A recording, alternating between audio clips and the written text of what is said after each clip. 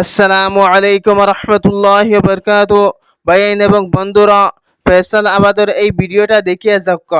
এই ভিডিওর মধ্যে দেখক একজন বেটা মানুষ মারা গেছেন, আর এই বেটার ছেলে 35 দিন পরে আইছে বাফর জায়দাদর লাগিন, বাফর ধন সম্পদর লাগিন আইছে। আইয়া খবর খুদিছে, খবর খুদিয়া বাফর সিগনেচার তো লইতে পারত না, বাফর টিপ লইছে।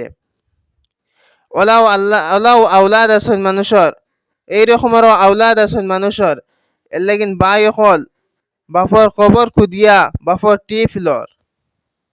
এর লাগিন নিজের বাচ্চান তরে সহি তরবিয়ত দেও, নিজের বাচ্চান তরে সহি তালিম দেও, কোরআনে করিমের তালিম দেও, হাদিস শরীফের তালিম দেও, আল্লাহর হুকুমের মধ্যে খাড়া করো।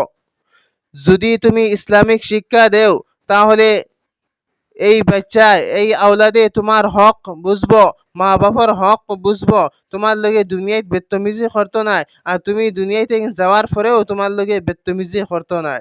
আর দুনিয়াবি শিক্ষা দেও যদিন, তাহলে সব কিছু তোমার সামনে দেখতে রায়, তোমার নাফরমানি করবো, তোমার হুকুমার নাফরমানি করবো।